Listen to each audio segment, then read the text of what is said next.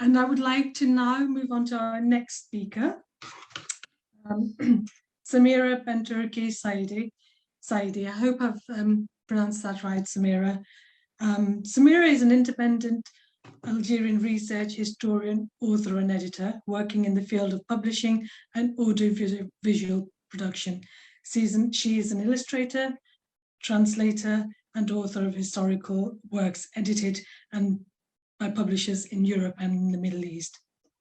Samira specializes in the field of maritime research on ancient peoples and particularly Black, African, Caribbean, and Muslim navigators, and Arab and Muslim navigators and explorers. For several decades, she has specialized in pre-Columbian history of America, highlighting contributions of pre-Islamic Arab seafarers and discoverers to its discovery and settlement and continuity of occupation by expeditions launched from the west and north of Africa. Samira has written much and widely, and we can, look into maybe putting some of her texts and writings onto the website so we can follow those and read into those more deeply. But without saying much more, I think I'm going to hand over the floor to Samira Benturki Saïdi to take us through her presentation. Welcome, Samira.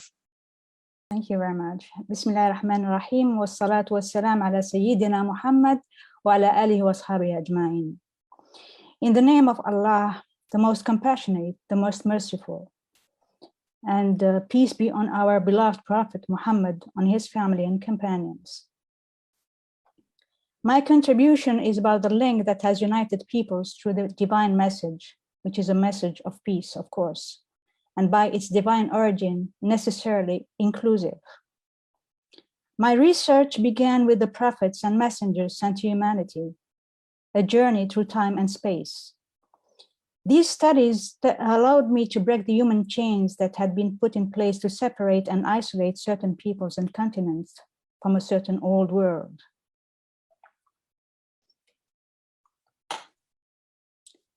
This intellectual path was historical as well as religious. For those who know me, I'm referring to the peoples of America before 1492. In spite of the fact that this conference is not really about 9/11, allow me to highlight the fact that since 1492, the natives of America have suffered from terrorism that did not reveal its identity. They have been labeled as savages and their humanity questioned. From a legal point of view, as Dr. Robert Crane, a Harvard University graduate lawyer, pointed out to me, the Europeans have covered themselves by pointing out the supposed savagery of these peoples of America. If they had said the opposite, they wouldn't have been able to take over this continent. But what does the Qur'anic text and the traditions of the Prophet actually say about this? All people, whether red or black, yellow or white, rich or poor, are supposed to be aware of the existence of their creator, Allah. All people have to be aware of the existence and sending of his prophets and messengers. Whether their name was Noah, Abraham, Moses, David, Solomon, Jesus, or Muhammad, or any other one. Alayhim salatu wassalam. These great men were depositories of a divine teaching through a monotheistic message, a comprehensive one aimed essentially at bringing about changes in people's lives, leading them away from paganism towards a monotheistic society founded on tolerance and justice for everyone. They were sent to all nations, all over the globe, ever since our father Adam, peace be upon him. Muhammad alayhi salatu wasalam led the foundations for tolerance among people. In the Quran, Allah highlighted to him and to us as Muslims that there must be no compulsion in the acceptance of religion. Of course, logically, all of us should be subject to the authority of the one who created us, Allah. All of us should submit to him. But in spite of all, individuals through time have refused to acknowledge this undeniable truth. But their creator full of wisdom and mercy, gave them time and science in order for them to question the creation, his creation. He didn't behave as a dictator and allowed people with intelligence to criticize his revelation. With Allah, we have free will and freedom of speech. He didn't muzzle his prophets and messengers like those who are supposed to transmit information, but because sponsored, are muzzled and ordered to disseminate false information and false testimonies. It is especially the case against Muslims today.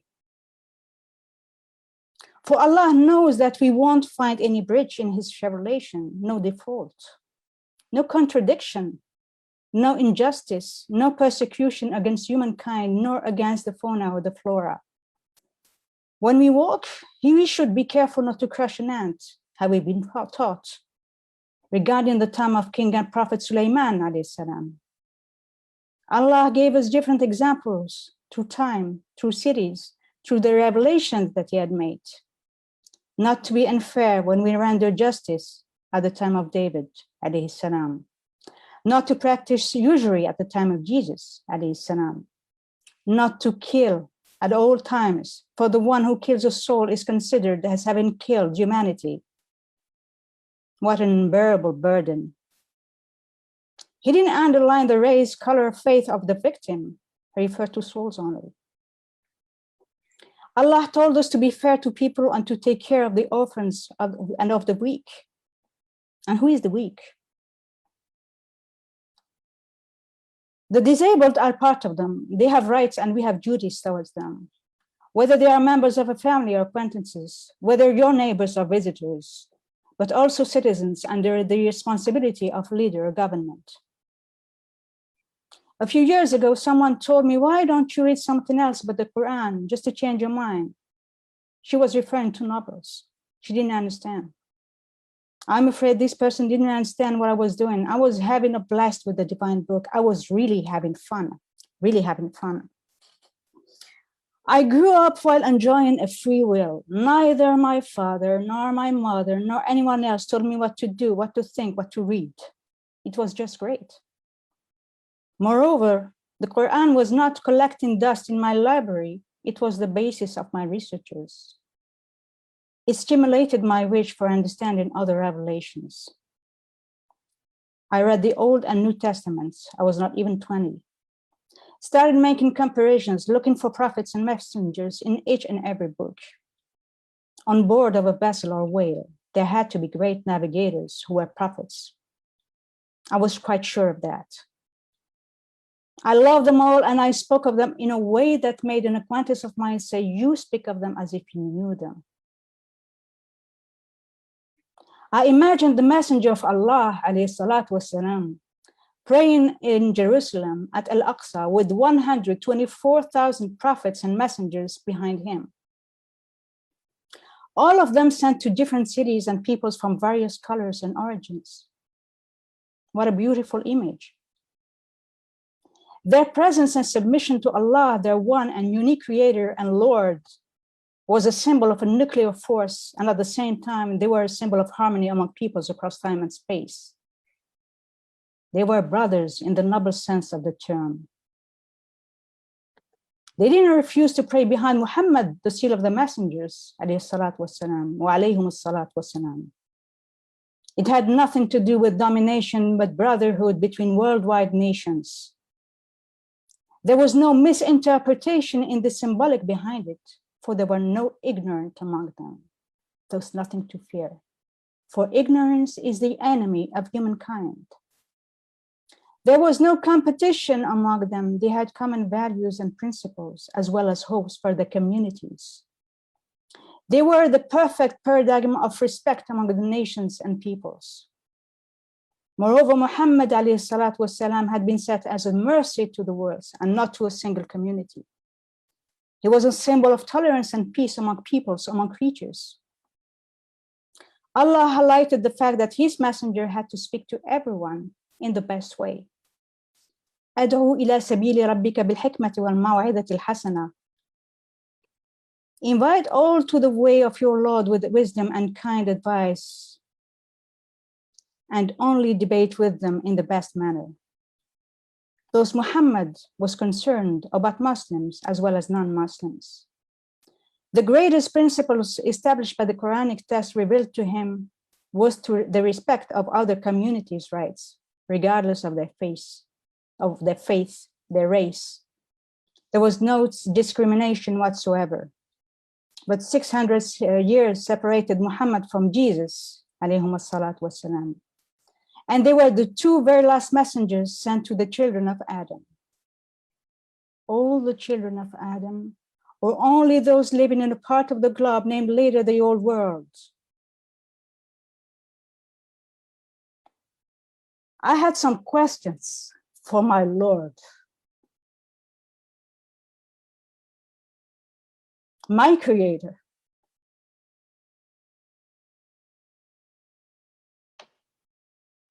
Whom I speak to without any protocol, without any intermediate, without asking for an audience. Haven't you highlighted that you do not destroy a city unless you send a prophet or messenger to it? For I didn't understand why a man like Jesus, son of Mary, and a woman as Mary, alayhum as-salatu was-salam, are unknown to the nations of America.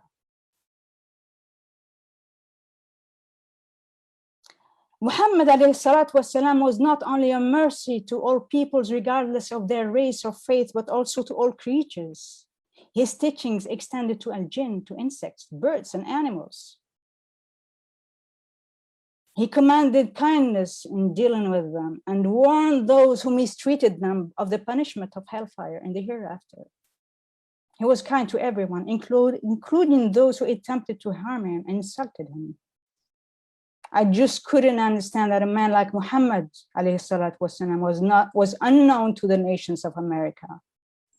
I read again the Quran, then started making researches in history, archaeology, anthropology, linguistics, the development of sciences, and maritime history.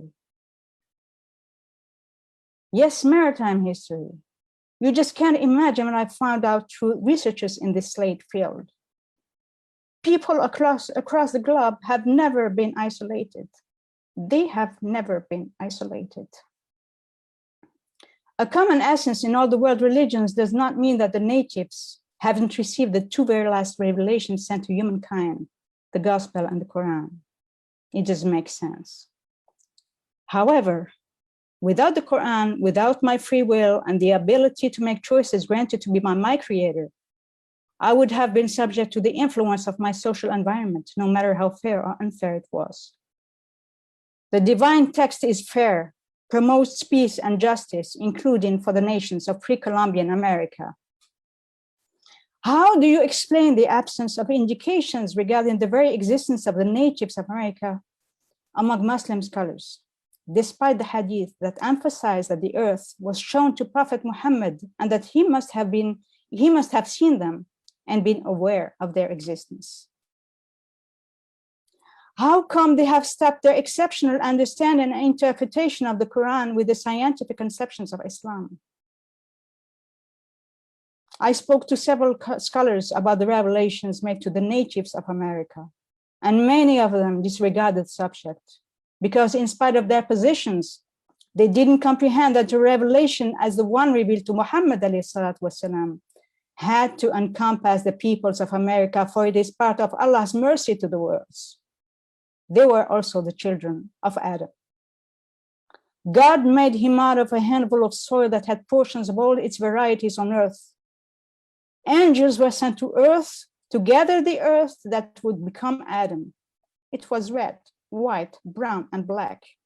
Muhammad ﷺ provided the world with a perfect picture of brotherhood among human beings. He taught that no race was superior to any other one, because all races were equal in descent and equal in responsibilities and rights. The degree of faith and piety of each is the only criterion of preference. Religion or Quranic text was not responsible for distinguishing between the so-called old and new worlds, but the historians, who were the political and ideological instruments of the governments. This is also the responsibility of scholars who have lost the ability and willingness to think for themselves and to debate intelligently with others.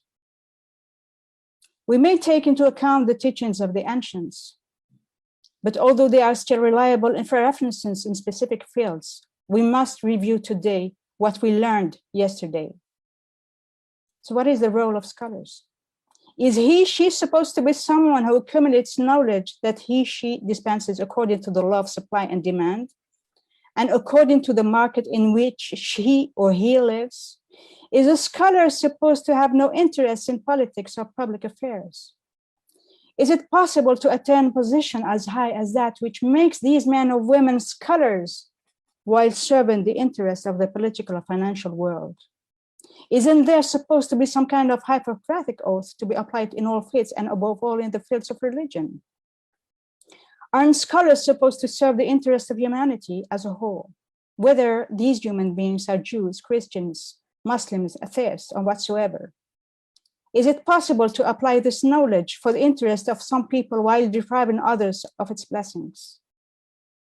Can one be a scholar while at the same time apply one's knowledge according to one's interest of the moment? Can one be a scholar while turning a blind eye to what is disturbing one's interest? Will scholars who fail in their duties bear the burdens of humanity on the day of the resurrection? When I reflect on certain subjects, I do it while concentrating on the rights and duties of humanity in its entirety, trying not to harm anyone. Shouldn't scholars walk down the street taking care not to run over an ant? Personally, I do not consider myself to be a scholar, but only as one who seeks knowledge objectively, without betraying myself, and most of all, without betraying humanity, which somehow amounts to the same thing. I'm obeying the first commandment, putting into practice the first verse, IQRA, read, learn, gain knowledge. Repeated verses encouraged us to meditate on his revelation, and his revelation underlined his compassionate and merciful attributes, reiterated 140 times in the name of Allah, the most compassionate, the most merciful. Bismillahir Rahmanir Rahim. But could the Amerindians benefit from the divine unending mercy? This is a book which we have sent down to you, full of blessings, that they may ponder of its verses, and that men of understanding may remember. Pondering over the First Nation statues and the unjust way they had been treated made me wonder why they had remained isolated from the rest of the world for such a long time, should we consider what we have been taught at school. And because of the complexity of the matters which it raised, another reading of the Noble Quran brought out an essential and fundamental point. Say, he it is who has scattered you in the earth, and to him you shall all be gathered. Thus Allah scattered everyone on earth, except that it was still unclear and requiring fuller explanations. Numerous Quranic verses and hadith tell us that Allah has quoted only a few prophets and messengers in the Quran, and that there were others who had been sent in the past to ancient peoples whose history is not known to us.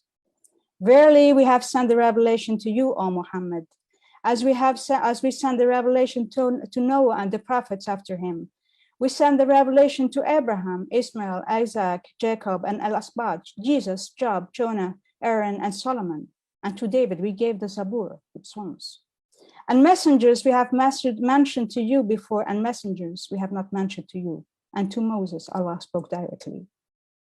But whoever these prophets and messengers were, and the nations they had been sent to, in a chronological order, they had to be sent before Jesus and Muhammad, as both of them are the two last messengers sent to the worlds.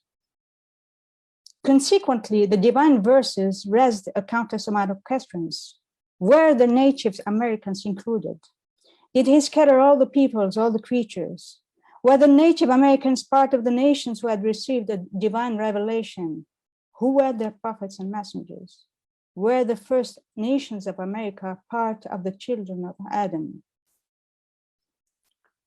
The divine word, Iqra, read, modified slowly the axis. The accuracy and veracity of the historic data had to be verified.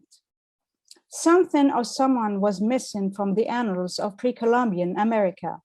If neither Jesus nor Muhammad, alayhim as-salatu was-salam, peace be upon them, had navigated to the American continent and transmitted the divine messages, then the revelations made to them had somehow to reach the Americas. It started as a spiritual journey through time, searching desperately for a prophet or messenger on the American continent.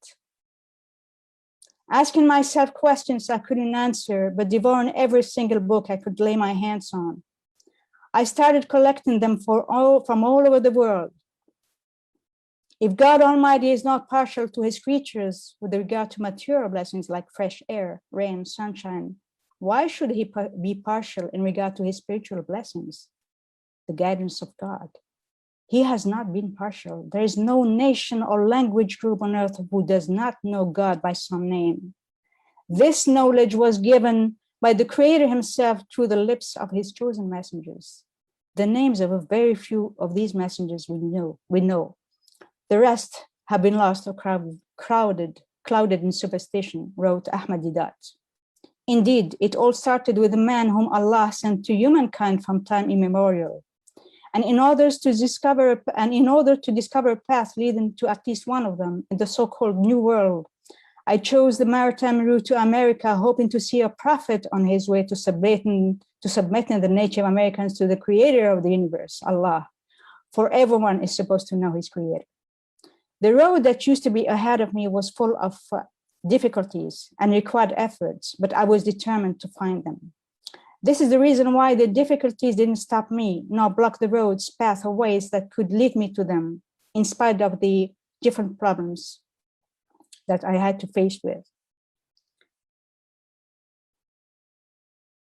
This research allowed me to reunite, to bring together continents and peoples based on a divine text and put inside human text part of a biased historiography, which wanted to influence people in order to legitimize criminal acts.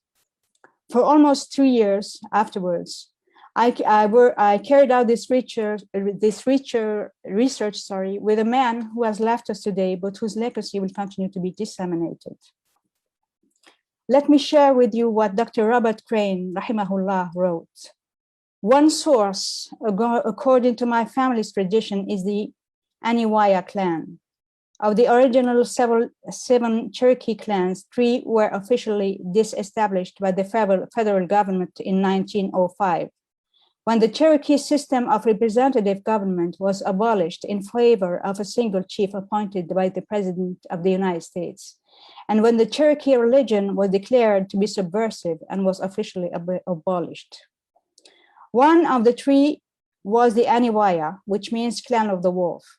The function of this clan was to preserve the religion and the traditions. After the loss of the written tradition, the oral history of the Cherokee religion passed down through the Aniwaya to what are called the traditionalists, including the present author, great-uncle Joseph Franklin Beaver. He was one of the last formally trained Cherokee imams. He called the adhan every morning, but when challenged, he replied simply that he was calling the hogs, because they were imprisoned when they were seen starting their prayers with Ya Allah. Like all Cherokees, he started every prayer with Ya Allah. All the prophets, starting with Abraham, are honored in the tradition, wrote Dr. Crane. Until 1895, the Cherokees held the Hajj with Tawaf on the land of Uncle Henry Beaver, 3 miles southwest of Hillsborough, Indiana. The remnants of this Hajj, including the Sa'i, can still be seen on a large flat meadow surrounded by swamp on 3 sides and by steep hill to the east. Until the last Hajj in 1895, Cherokees came all the way from Oklahoma to attend, but only those who with native fluency in Cherokee were permitted to participate, including my great-grandmother, who was born 7 years after the forced migration in 1839, known as the Trail of Tears, from North Carolina and Georgia to Oklahoma. Archaeology, anthropology, linguistics, maritime history have proved that the divine generosity made the Creator bestow his last revelation on the natives of America. The name of Jesus was found in Arabic in California and that of Muhammad in Nevada. According to the researchers, they date back to the 7th or 8th century after Christianity, those 1 century or 2 centuries after the advent of Islam. These great men were known to the natives of America who had never been isolated from the rest of the world. It was then that I understood that knowledge was the medicine that cured intellectual intoxications, and that the aim of the first verse, IQRA, was to protect humanity from manipulations and false testimonies. These shameless lies spread by those who had lost sight of the precious value of history as the heritage of mankind to mankind. You shall not bear false witness against your neighbor, 9th commandment. As long as we do not render justice to the peoples of America, I believe it is useless to speak of peace, tolerance, or justice, because we would have forgotten them once again. Wassalamu alaikum. Thank you very much, Samira. Wow, I think that was a very interesting from a different perspective, and from what I was just listening at the geographical sort of connections and the impact of human world, spiritual geography, and how that all interrelates and sort of influences how we understand and speak of faith and how we practice being with each other. It truly is a different perspective, and I think it's one that perhaps, at least in my experience, is not one that's been explored or discussed and debated as much as it needs to. And I think, I don't know if you would agree, but I think, you know, it's a key element in striving for peace and understanding. Yeah.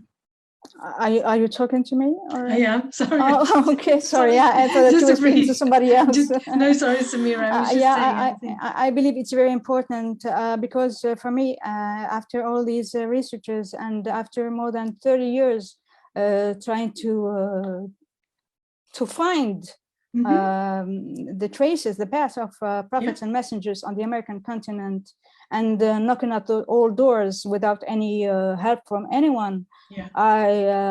When I discovered, the first thing that I found out was the presence of the Arabic language on the American continent, and it was a shock for me. And afterwards, I started looking at the history of Christopher Columbus, whom we know absolutely nothing really serious about, because they present him as being Italian and sometimes Spanish, other times Portuguese, Christian, Jew. I mean, we don't know who he was really. And so afterwards, we discovered that a whole continent was first discovered and peopled by natives from Africa, given that the eldest skeleton found on the American continent was that of a teenager, a Black African teenager who was in Central America since the 30,000 years before the Christian era. And afterwards, that the Arabs were present on the American continent, and that the Muslims were present ever since the 7th or 8th century. I mean, it's for me, it was a real shock, and for me, we cannot speak, and especially today on 9/11, of the old world once again, while forgetting the so-called new world, while forgetting the natives of America. It's very important to reintroduce them to the world and to make them part of the whole world, part of the globe, and not always putting them aside without paying attention to their sufferings and to what they have been through for more than 5 centuries. For me, as a Muslim, I cannot close my eyes and behave as if nothing happened. No, I think you know, you speak so eloquently, and you've clearly, you know, worked with passion on understanding the history from different perspectives here and the geography, as I've said.